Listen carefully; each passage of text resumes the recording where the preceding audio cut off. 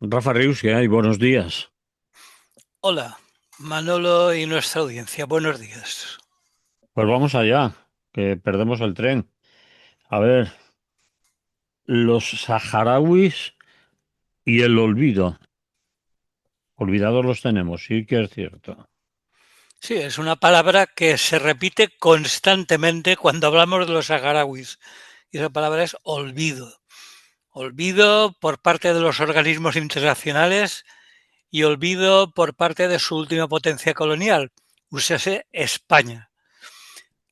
De todos sus gobiernos, desde que en 1975 Marruecos la invadió impunemente. Y el 14 de octubre, este 14 de octubre, se conmemoraba el 50 aniversario de la Sí. creación de la Unidad Nacional Saharaui. Y en estos 50 años, y a pesar de la lucha de nueva de los saharauis por reivindicar su derecho a una existencia digna, el olvido por parte de España, de la Unión Europea, de la ONU y del mundo en general ha sido tan clamoroso como, por lo menos por mí, esperado. La República Árabe Saharaui Democrática ha sido reconocida por la Unión Africana y por 84 países, según fuentes del Polisario, aunque el 80% de su territorio sigue ocupado por Marruecos desde que poco después de que Juan Carlos I, nuestro añorado monarca emérito, Admiradísimo. abandonara el antiguo Sáhara español y Marruecos lanzara su famosa Marcha Verde de ocupación. Mm. Bueno, pues desde que en 1991 se firmó el alto el fuego con Marruecos, viven confinados en la provincia argelina de Tinduf y también en general en situación de apartheid en el Ayun y el resto de la zona ocupada por Marruecos. En julio del año pasado, en el último censo, la población saharaui la formaban 264.000 personas, aunque según el Country Matters, una organización de encuestas, en el Sáhara Occidental viven más de 631.000 personas, que citan fuentes del Departamento de Asuntos Económicos y Sociales de la ONU. Bueno, pues en otro orden de cosas, el antiguo colonizador del Sáhara Occidental, es decir, España, Mm. todavía no reconoce la República Saharaui como Estado independiente, es decir, que no forma parte de esos 81 estados que la reconocen. Cosa curiosa y que muchos todavía no saben. Eh, y además, el actual gobierno español, muy progresista él, ha dejado de defender el cumplimiento de las resoluciones de las Naciones Unidas sobre la celebración del referéndum y se ha aliado más estrechamente a Marruecos. Porque en el marco de la Unión Europea los acuerdos económicos se firman directamente con Marruecos por aquello de la Realpolitik. Dentro de los partidos españoles es cierto que hay algunos, sobre todo, claro, a la izquierda. Por ejemplo, Unidas Podemos, Izquierda Unida, Iniciativa per Catalunya, eh, el BNG, Podemos, y los partidos nacionalistas, algunos de derechas, por ejemplo, el PNV, Bildu, Aralar o los Verdes, que defienden en sus programas y en sus políticas el derecho a la autodeterminación del pueblo saharaui y proponen el reconocimiento de la República Árabe Saharaui Democrática. Ujú. Pero por su parte, el PSOE, que actualmente en el gobierno, ha cambiado de estrategia y últimamente se alinea con Marruecos. Por supuesto, el PP Vox guarda silencio, aunque durante su añorado franquismo el Sáhara español era considerado no como una colonia, sino como una provincia más. Ujú. Cierto. Todavía se pueden ver en las hemerotecas más polvorientas las cortes franquistas llenas de túnicas azules de bereberes y de saharauis, ¿no? cierto. Bueno, pues da mucha vergüenza el que en tiempos de Franco estuvieran mejor considerados que en tiempos del más progresista gobierno del mundo, pero bueno, así son las cosas. Bueno, pues en las últimas noticias nos informan que en Bir Lelu, que es una ciudad, bueno, hablar de ciudad quizás es excesivo, de la República Saharaui, el Frente Polisario, que es el partido único saharaui, emitió la semana pasada un comunicado oficial en el que condenaba enérgicamente el nuevo acuerdo alcanzado entre el Consejo de la Unión Europea y el Reino de Marruecos, que amplía incluso las preferencias arancelarias a los productos procedentes del Sáhara Occidental ocupado. ¿Alguien se ha hecho eco de esta noticia en algún medio español? Que yo sepa no, ¿eh? Explícame otra vez eso. A ver, resulta que... Que la Unión Europea ha vuelto a firmar un tratado con Marruecos, con el rey de Marruecos, Ah, para tener unos aranceles preferentes, pero no con Marruecos, sino con la parte ocupada por Marruecos del antiguo Sáhara Occidental. es Es decir, que decir, ahí, le eh, reconoce a Marruecos la soberanía sí, sobre, sí, sí, sobre el Sáhara. Vaya, incluida España, por supuesto, vale, incluido el no, PSOE. sí, sí, sí.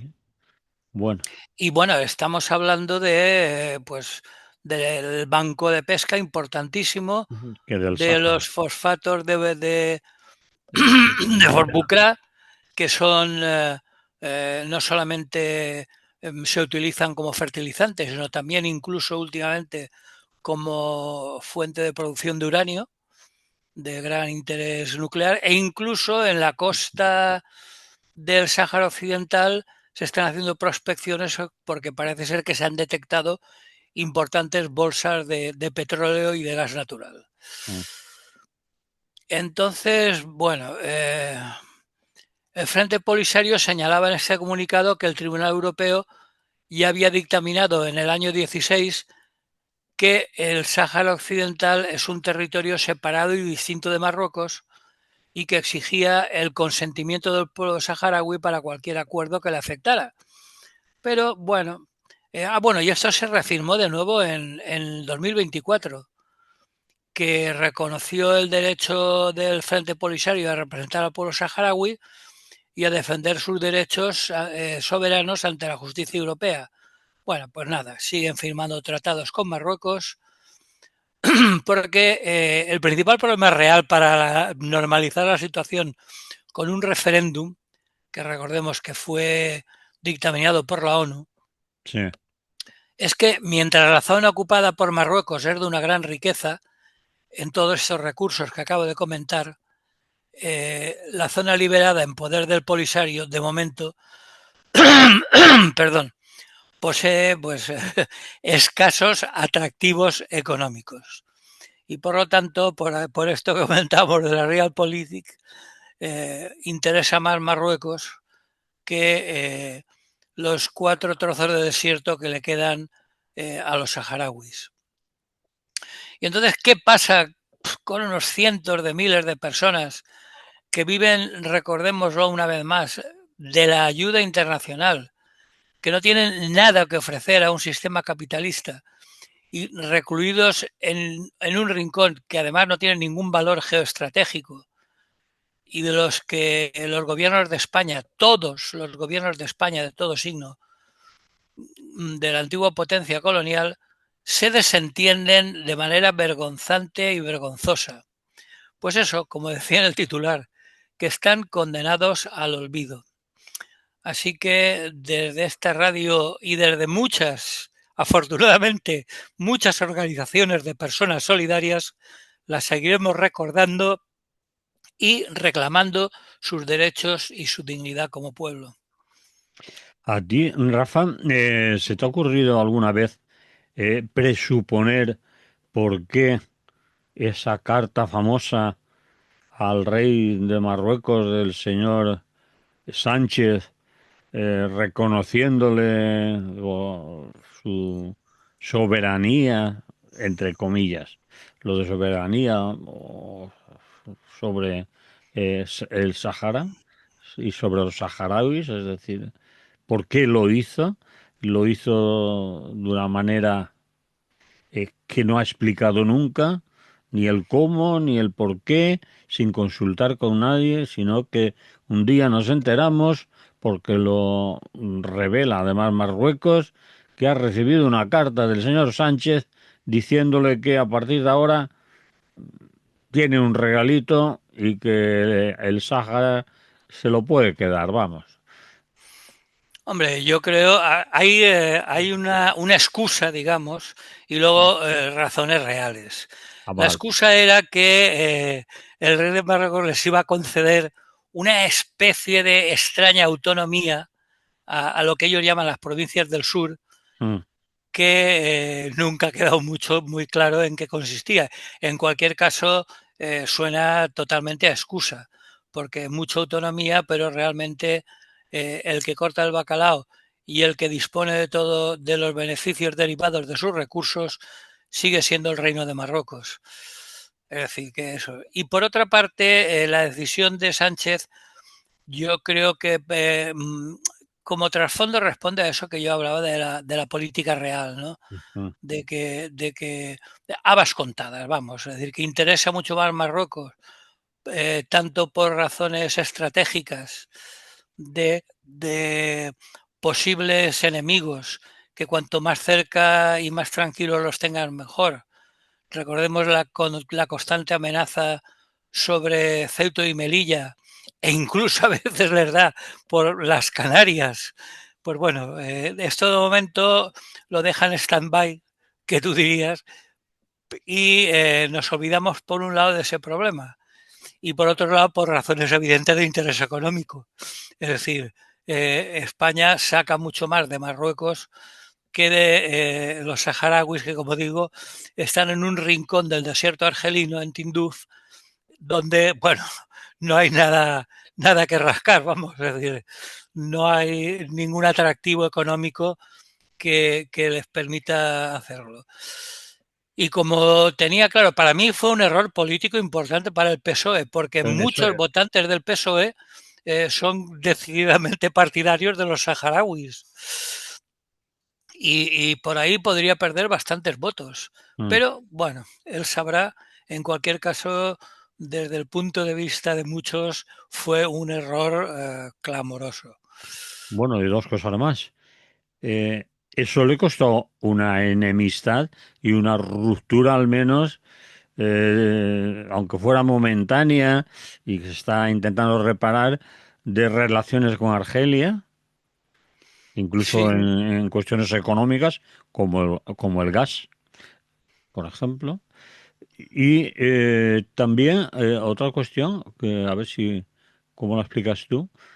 La parte del gobierno progresista más a la izquierda, pues no ha montado ningún lío especial sobre eso, a pesar, no sé si en conversaciones privadas o uno por uno o una habitación a solas les ha explicado el por qué y se han conformado, pero no ha habido ningún guirigay, vamos, de ningún tipo, ningún hombre, de enfado. momento Podemos se ha salido del gobierno Bueno, y, pero eso no ha sido el motivo. A Podemos lo ha echado por otra, creo yo, que eso no ha sido el motivo. Se ha salido, no, lo han echado. Lo han dicho a sí, Irene Montero y a pero Pilar. Podemos cada vez está más enfrentado al gobierno, ¿eh? Es decir, Eso bien, eso estoy de acuerdo. Pero no creo que sea el y motivo el del Sáhara.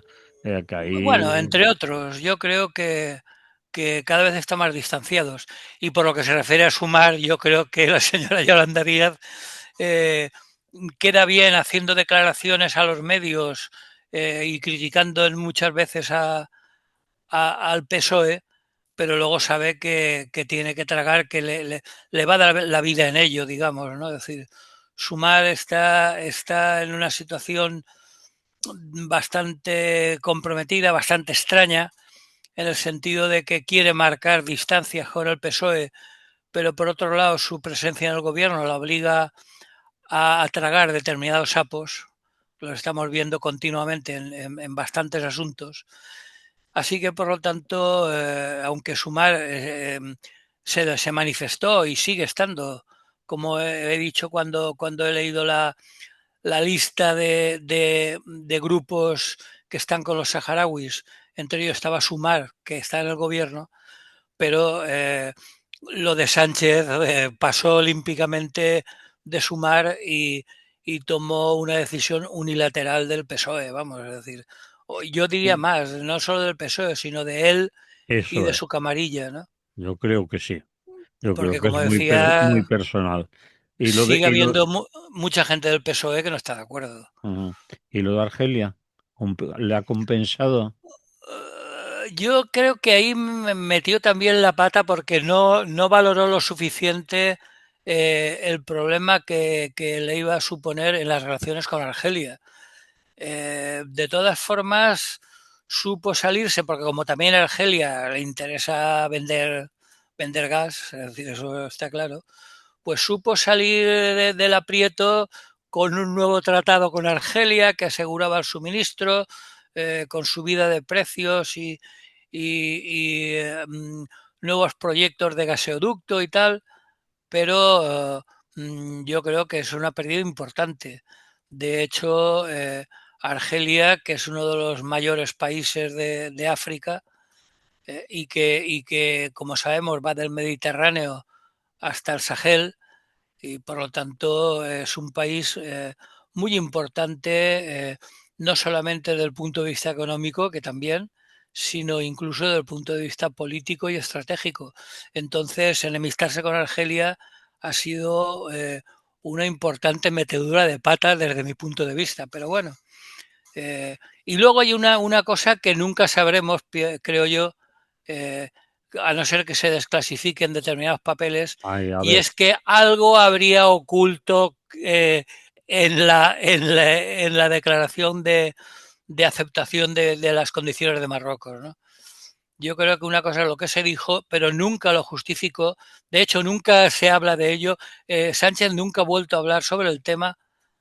Cuando le han preguntado ha hecho lo típico de salirse por peteneras y el resto de miembros importantes del partido, bueno, nunca han hablado del tema y siempre han despistado a la hora de hablar. Y cosa curiosa, que tampoco es de extrañar, la derecha, que siempre está con el colmillo afilado a la más mínima, y lo estamos viendo continuamente en el Parlamento, nunca han dicho nada es decir, que por un lado está claro que ellos también están de acuerdo con estrechar relaciones con Marruecos y por otro lado no les interesa porque pueden haber, como digo, motivos ocultos que no se han revelado. Y mm, como por otra parte Marruecos, que como sabemos muy bien es la otra parte del estrecho y por lo tanto es muy amigo de la diplomacia estadounidense, ahí. que por supuesto le interesa mucho más estar a buenas con Marruecos que con los saharauis, pues también influye para no enemistarse con Estados Unidos, ¿no? En fin, una maraña de intereses, muchos de ellos ocultos, que explican una decisión que a priori era incomprensible, como un cambio de 180 grados en la política española con el Sáhara, ¿no? Y yo no sé cómo vas de tiempo o qué ganas tienes de que te haga otra pregunta, pero te la voy a hacer igual. Eh, Adivina así con la bola de cristal o imagínate qué va a pasar al final con los saharauis. ¿Van a tener una autonomía? Porque aceptemos lo fáctico ya de que de autodeterminación, independencia, país soberano separado de Marruecos, nadie da por ello un duro políticamente. Es decir, suponiendo ya que va a ser, que van a ser los pueblos del sur o las poblaciones del sur o las provincias del sur de Marruecos, ¿qué pueden obtener más? ¿Sí? ¿No? cierta autonomía, reconocimiento especial, porque algo tendrán que hacer si quieren calmar el tema, ¿no? No van a seguir eternamente No, el que tema tenga- está calmado, ese es el problema. bueno, calmar Que, políticamente a nivel internacional, pero que por lo nadie habla de ello. En España, en los medios, el Sáhara no existe. Es decir, que muy pocas veces aparecen en las informaciones de los medios de todo tipo. Es decir, Mm, quizá algún blog en Internet se dedique algo al tema o alguna, no lo sé, ese tema lo desconozco, alguna asociación de amigos del Sáhara eh, tenga alguna página web donde aparezca, pero en fin, en general los medios importantes, incluidos los públicos, es un tema del que no se habla, es un tema tabú. Y por lo tanto, mmm, no parece que las expectativas sean muy halagüeñas. De hecho, lo único que tienen claro es el 20% del antiguo territorio y un rincón en Tinduf que le ha prestado Argelia, que de momento, como es una zona sin ningún valor estratégico ni económico, pues ahí los tiene. Es una especie de pacto con los sucesivos gobiernos argelinos. Pero la parte, digamos, importante desde el punto de vista económico, es decir, la parte del banco de pesca de Fort Bucra y la parte del mar donde se están realizando las prospecciones petrolíferas, ahí que se vayan olvidando, porque por un lado, lo del supuesto, la supuesta consideración de una cierta autonomía, eso lo dijo Marruecos por quedar bien cuando propuso su plan, mm, mm, pero de la supuesta autonomía no se ha vuelto a hablar.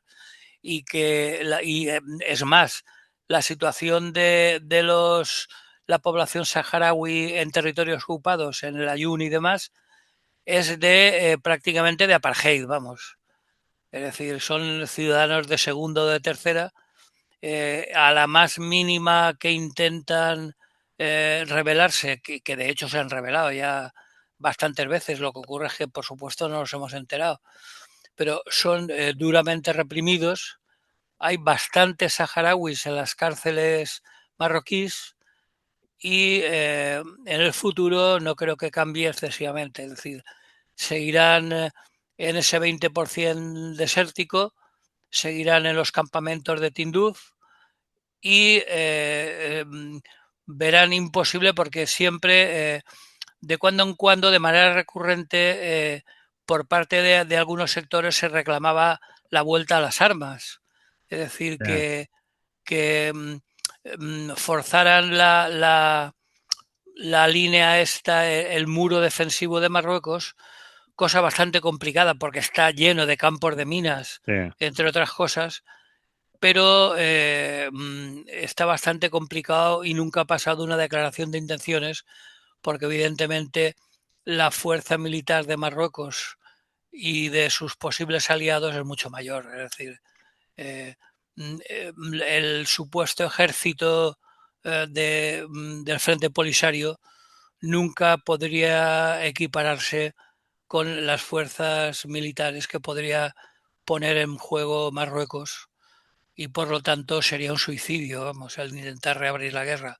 Con lo cual me imagino que el statu quo actual va a seguir durante tiempo indefinido. Muy bien, por eso me ocurren más cosas que comentarte. Pero No, creo, simplemente recordar eso, que de cuando en cuando hay que traerlo, por lo menos en sí. Radio Clara, y seguir hablando de eso que tantos y tantos quieren olvidar. Pues vamos a poner aquí un poco de música, ¿vale? Vale,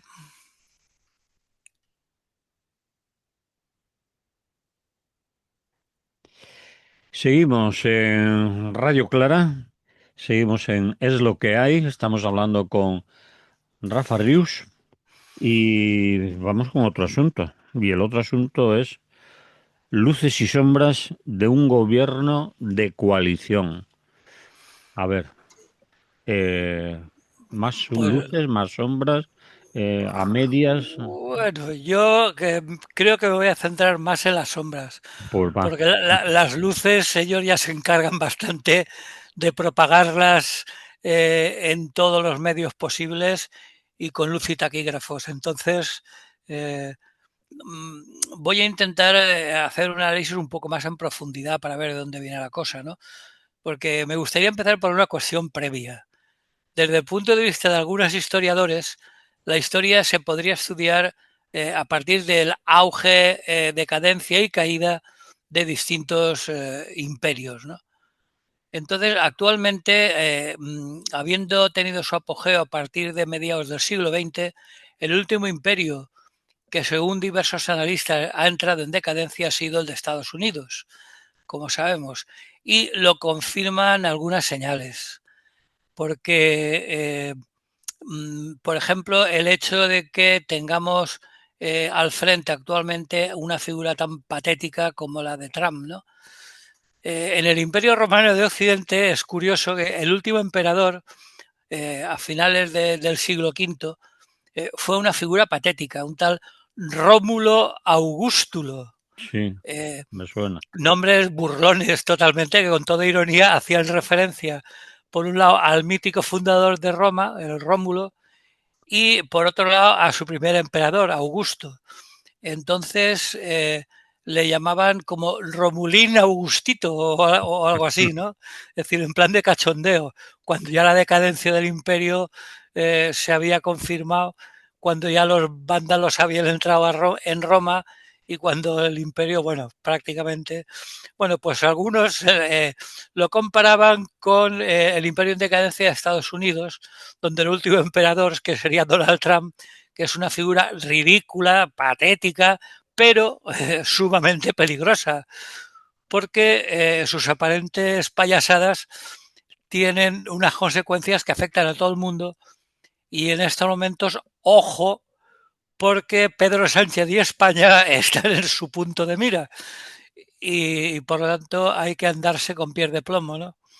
Y lo decía porque con una situación política institucional tan confusa como la de España en estos momentos, donde todos contra todos, eh, incluso la izquierda contra la izquierda, la derecha contra la derecha, bueno, es una situación, como todo el mundo hemos visto, muy confusa. Pues todo ello no favorece precisamente las posibles soluciones. Así que para tratar de entender la situación, podríamos partir de algo que para mí debía de ser un axioma, es decir, una verdad que no necesita demostración. Y es el siguiente, ningún análisis de una realidad compleja debería estar exento de matices. Es decir, el blanco y el negro absolutos convendrían que estuviesen desterrados. Es decir, no hay nada, eh, mm, digamos que los sistemas binarios de uno, dos, blanco, negro, dentro, fuera, eso deberíamos desterrarlos. Porque los juicios de valor, que a los que tan aficionados son algunos, han de estar siempre respaldados por argumentos. Y esos argumentos, que siempre serán provisionales y efímeros, eh, con el tiempo que se tarda en demostrar otros argumentos que demuestren que estaban equivocados, ¿no? Y cambiamos de postura y no pasa nada, ¿no? Así que si llegamos a la conclusión de que todo esto puede ser cierto, pues no nos resultará tan difícil analizar una realidad sociopolítica tan compleja e intrincada como la que tenemos en estos momentos, ¿no? Si aceptamos la imagen de que a un gobierno de coalición, cualquier gobierno de coalición, Mm, la imagen que mejor le cuadra es la de un equilibrista en la cuerda floja, pues mm. quizá lleguemos a entender algo, porque las alianzas de los partidos que forman la coalición están condicionadas, por un lado, por su carácter coyuntural y por otro, sujetas a los imprevisibles avatares de cada momento que pueden ser totalmente inesperados, ¿no? Eh, la barra que lleva el equilibrista, esa que lo mantiene en equilibrio, que va de izquierda a derecha, es lo que equilibra al gobierno sobre el alambre, ¿no? Pero esa barra es sumamente inestable, porque el que hoy es tu abogado, perdón, tu aliado inquebrantable, mañana puede ser tu enemigo irreconciliable. Entonces, la ya de por sí tenue línea que separa izquierda y derecha se diluye en cada momento en función de unos intereses, pues, de partido, de relaciones internas de poder, de cambios en el panorama internacional o incluso de conveniencias personales de los líderes de turno, ¿no? Y si de paso admitimos la evidencia empírica que transmiten las muy reveladoras palabras de Miguel Ángel Rodríguez en su declaración ante el juez, que recordemos que es uno de los capos en la sombra en el actual vertedero de la política institucional, recordemos que ante el juez dijo: mentir no es delito. Pues a partir de ahí, anchos Castilla, bueno, o anchos Madrid, ¿no? Y todo vale. Abrimos la veda a todo tipo de desmanes, de arbitrariedades y todas las burradas que queramos, ¿no? Porque si mentir no es delito, como no hay consecuencias, pues bueno, el que más pueda para él. Por lo que se refiere al actual gobierno de coalición, en aras de una necesaria ecuanimidad, a pesar de esto, podríamos situarlo pues como si lo pusiéramos en un libro de contabilidad, ¿no? Es decir, en un lado de la página el debe y en otro el haber. Y luego, bueno, podemos matizar, como decía al principio, podemos matizar todo lo que queramos. Así que si te parece, vamos a empezar y tú me discutes lo que quieras. A ver, En el debe yo situaría tanto lo que debería haber hecho y no ha hecho, como lo que ha hecho y ha hecho mal. Por citar algunos ejemplos. En primer lugar, uno de los más apolillados y olvidados, la llamada ley Mordaza, la supuesta ley de seguridad ciudadana, que, bueno, entre otras cosas, autorizaba a realizar cacheos a la fuerza, aun sin consentimiento del perjudicado. Otro incluía una ley en la que la palabra de cualquier policía siempre tiene mayor validez legal que la de cualquier ciudadano, bueno, etcétera, ¿no? Es decir, bueno, pues esa ley primero prometieron que la derogarían, luego que eso era muy difícil jurídicamente y por lo tanto suprimirían sus artículos más escandalosos y al final, pues ya lo vemos. Ha ido a parar a un oscuro cajón burocrático y de su derogación nunca más se supo. De lo que sí que hemos sabido, por supuesto, es de las consecuencias de su aplicación. ajá. De eso sí que hemos podido enterarnos. Bueno, ¿algo que comentar sobre la ley Mordaza? No, lo has dicho todo muy bien. Estamos viendo las consecuencias a diario de la aplicación de la ley Mordaza. Te multo porque quiero, me has mirado mal, desobediencia a la autoridad y además te puedo pegar incluso en manifestaciones autorizadas. Lo hemos visto en las últimas, por ejemplo, de solidaridad con Palestina, como han repartido, han ordenado, han cambiado recorridos, han hecho, bueno, eso no tenía que ver con la ley Mordaza, pero han impuesto la autoridad de las autoridad. Es decir, que el aquí mando yo y si no te llevas un porrazo. Y la ley Mordaza sigue siendo una ley muy represiva que para mí es una vergüenza para este gobierno y además que lo mantengan y lo tengan en el cajón ese que has nombrado oscuro y que no hablen de ello y que a ver si se olvidan estos rojos de mierda de la izquierda más revoltosa y lo dejan estar, pues por nuestra parte no nos vamos a olvidar. No, estos días 20 detenidos en Barcelona, Sí, 5 en Valencia, es decir, y suma y sigue. sí, porque Bueno, quiero, ¿no? Porque soy sí, el... sí, porque tengo... Lo que ocurre es que, bueno, como decía al principio de este tema, la coalición es muy inestable. Es decir, que muchas veces eh, Sánchez se pasa de frenada porque se cree que va muy sobrado, ¿no? Y de sobrado no tiene nada. Es decir, la mayoría de la coalición es tan exigua Mm, que en cualquier momento puede desaparecer, ¿no? Es decir, tiene a los vascos que están bastante digamos, fijos de momento, eh, pero los catalanes no lo tienen tan claro por razones distintas. Mm, Tanto Junts porque son de derecha al fin y al cabo y mm, solamente lo apoyarán si les interesa. Y luego Esquerra Republicana que tampoco lo tienen demasiado claro. Si escuchaban al señor Rufián, las críticas al actual gobierno son constantes. sí, Lo que ocurre es que estamos en la de siempre. Si esto se va, el PP Vox puede ser ya definitivo. Pero bueno, así vale. está la ley Mordaza de momento en el olvido.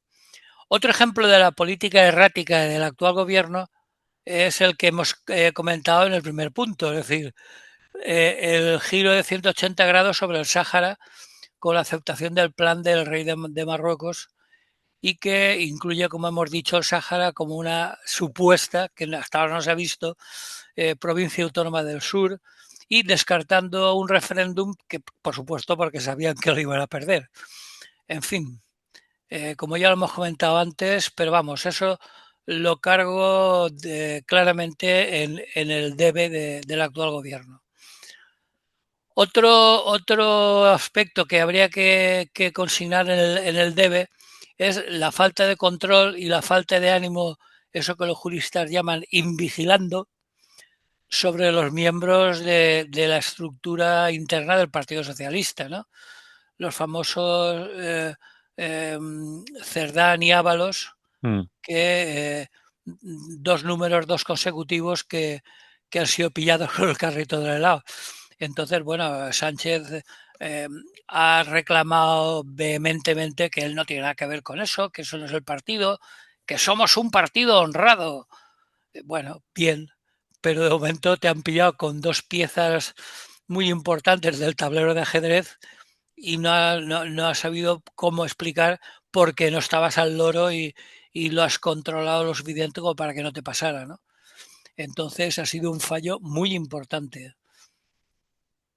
Después, otro aspecto también negativo para consignar en el debe del gobierno sería la falta de solución para una adecuada integración de las personas migrantes.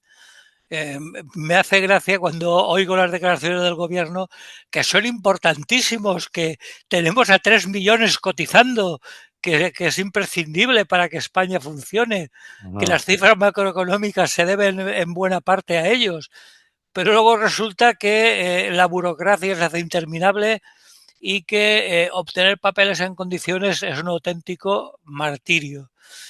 Entonces, bueno, las colas para regularizarse siguen siendo indignantes, en fin, sigue siendo una cuestión donde las palabras contradicen a los hechos. Otra cuestión negativa, me estoy pagando ya, pero bueno, lo digo porque bueno, como últimamente siempre que digo al gobierno lleva un discurso totalmente triunfalista, sí, únicamente basándose en las cifras macroeconómicas, pues hay que bajarle un poco los humos de cuando en cuando. sí, sí.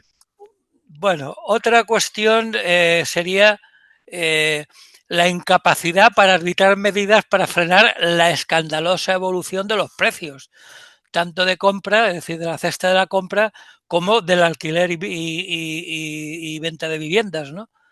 Es decir, ahí no han hecho absolutamente nada. La cesta de la compra sigue subiendo, eh, cada vez la gente protesta más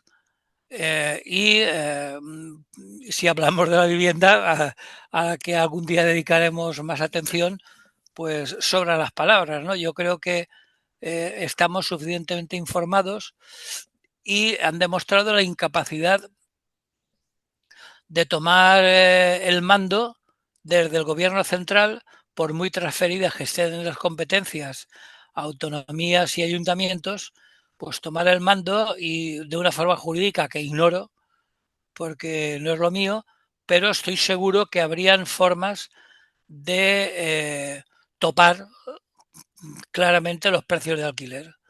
Es decir, o de crujir a las personas que tengan más de dos viviendas, por ejemplo. O sea, yo puedo entender que una persona que cercana a la jubilación o jubilada tenga una vivienda en alquiler para compensar la pensión, pero no 10. Sí. Porque a partir de tres o cuatro ya, ya es especulación, ya no es supervivencia. Mm. Entonces no han hecho absolutamente nada por topar, por poner límites a la especulación. Y por supuesto, no ya los pequeños especuladores, sino los grandes especuladores de fondos de inversión que se están poniendo las botas. Yo ya he visto algunos blogs donde se recomienda incluso olvidarse hasta del oro, no solo de la bolsa, sino del oro, que está sufriendo unas alzas últimamente enormes. Bueno, pues dicen, olvidaros de la bolsa y hasta del oro y dedicaros a comprar vivienda, que es lo más rentable. Entonces, bueno, Y eso. alguien se lo ha recomendado o se lo ha sí, reconocido en el Parlamento al señor ministro y a la señora ministra del ramo, ¿no? Decirle que la gente se ha olvidado de invertir en, como tú dices, en oro, en criptomonedas, en la bolsa, y que ahora las recomendaciones de los grandes inversores es comprar pisos, que eso da más rentabilidad. Incluso ha llegado Bueno, al Parlamento esa historia que acabas de contar, ¿no? Es decir, la sí, gente, sí, hombre, a lo que interese. La sí, gente sin escrúpulos pues, invierte lo que interesa. pues Y eso. ahora son los pisos. Bueno, Bien, y por último, la incapacidad de pactar unos nuevos presupuestos. Eso también habría que colocarlo en el debe del gobierno y que está directamente relacionado con la inestabilidad y la precariedad de la coalición, ¿no? Es decir, porque evidentemente eh, Junts puede apoyar in extremis a Sánchez para ver si consigue que la amnistía le llegue de una vez a Waterloo al señor Puigdemont, pero evidentemente lo que no va a pactar como buen partido burgués de derechas es unos presupuestos que no le beneficien o que no beneficien a sus empresarios, ¿no? Bien, pues eso es lo que se me ha ocurrido. Habría más, pero de momento paramos ahí. Y en el haber, la verdad es que se me ocurren pocas cosas. Y la mayoría más de imagen, gracias al savoir-faire en cuestiones de marketing de Pedro Sánchez, que cuestiones reales y efectivas. Entre las que tiene algo de reales podríamos situar, por supuesto, y para eso ya se han encargado ellos de airearlo, de las cifras macroeconómicas mm, que sitúan a España en los primeros lugares del contexto capitalista europeo sí, y mundial.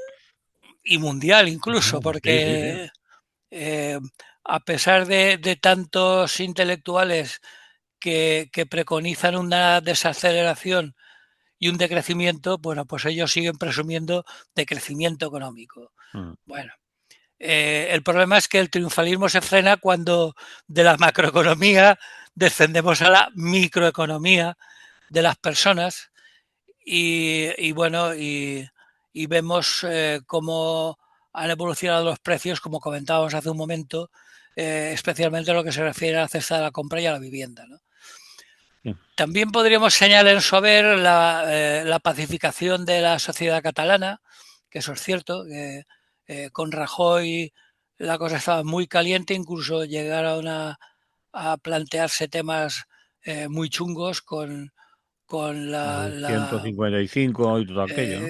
y bueno, y el referéndum, y en fin. Y la gente en la cárcel y los que se tuvieron que largar o se largaron, los exiliados, ¿no? Que alguno no ha retornado aún, la ley de amnistía, bueno, sí, todo. Bueno, el caso es que yo se lo adjudicaría a la política de Sánchez el descenso de la crispación nacionalista, ¿no? Y bueno, y por supuesto la tímida subida de salarios y de pensiones, que bueno, menos da una piedra, algo es algo, es muy insuficiente, pero No y bueno, compensan quizás, Rafa, esas subidas que son ciertas y reales, pero no compensan con el crecimiento y el aumento de los precios, ¿no? El no, aumento del no, alquiler, la vivienda y tal. Es decir, que la gente puede decir que bueno, sí, que es verdad. Han subido el salario mínimo, las pensiones recuperan el IPC, que no es que han subido las pensiones, sino que que no se han perdido mantienen, valor. no han perdido mucho, pero eso no sé si llega a compensar el aumento del coste de la vida y la cesta de la compra para, como se dice vulgarmente, ¿no? Eh, es una balanza que yo no diría que está muy equilibrada, pero en fin, peor Bueno, era, pueden decir que peor era antes. el 125, 0,25 de Rajoy, Claro, ¿no? siempre se puede decir, ¿os acordáis de cuando el 0,25? Pues yo lo he mejorado, bueno, pero Bueno, pues eso. Y luego, claro, el descenso del paro, que sí que es cierto que el escandaloso índice de paro de España del mayor o de los mayores de Europa, pues ha bajado y ahora estamos en unas cifras que siguen siendo muy altas, pero bueno, bastante más bajas que con los anteriores gobiernos. Eso sí, como hemos dicho también antes, contando con la inestimable colaboración de los más de 3 millones de trabajadores migrantes, ¿no? Y sobre todo en sectores que los españoles rechazan. ni de Entonces, coña. Van los españoles a recoger melones, a recoger peras, a recoger a, aceitunas y estar de a, sol a sol con el a lomo cambiar pañales. y todo. Y ni siquiera el sector de la construcción, que mayoritariamente ya es mano de obra, digamos, inmigrante y que no es autóctona, ¿no? La última prueba ha sido, por ejemplo, ese derrumbe que ha habido en Madrid, que han fallecido 4 personas. ¿Te, te acuerdas? Que es reciente, hace Sí, una sí, semana. sí, sí. Pues bueno, los cuatro Bueno, una de fallecidos, ellas ha sido la arquitecta, ¿eh? mm, bueno, una de ellas ha sido el arquitecto, bueno, pero la Pero mayoría, o si no la todas, mayoría eran migrantes, claro. eran migrantes, claro. Es decir, un sector que antes trabajaban los autóctonos. Recordamos aquella edad de oro de los que se compraban BMWs y ganaban salarios, etcétera, el boom anterior del ladrillo y de la construcción, en la que había incluso muchos jóvenes que se habían dejado sus estudios porque ¿para qué estudiar si trabajando poniendo ladrillos o de albañil me saco un salario de la hostia? Mira qué BMW tengo aquí aparcado, por decir una marca, ¿no? Que Sí, nos sí, sí. acordamos, ¿no? De aquella época. Sí, bueno, pues esa Bueno, época no va a volver. va. Así que, bueno, pues eso. Ante la incertidumbre de cuándo acabará la actual legislatura, pues poco más podemos aventurar. Es decir, porque lo que en el titular llamábamos las luces y sombras del actual Ejecutivo, pues podrían ser sustituidas no por luces y sombras, sino por la sombra absoluta de una negra noche de un gobierno PP Vox. Así que frente a ello, pues lo único que se me ocurre es reivindicar la importancia de la política social autogestionaria, asociativa y callejera, frente a la política con mayúscula de los parlamentos. Es decir, que no nos olvidemos nunca de la necesidad de organizarse y de organizarse desde la base. Y en esa forma nuestra de hacer política, pues la transformación social es más lenta, seguro, pero sobre todo más digna. Totalmente de acuerdo, Rafa. ¿Quieres que Pues cerremos sí, así o algo más? no, no, es lo que tenía que decir. Pues muy bien, pues así lo dejamos. Hasta la semana que viene, si no pasa nada. Molt bé, pues salut i bon dia. Salud.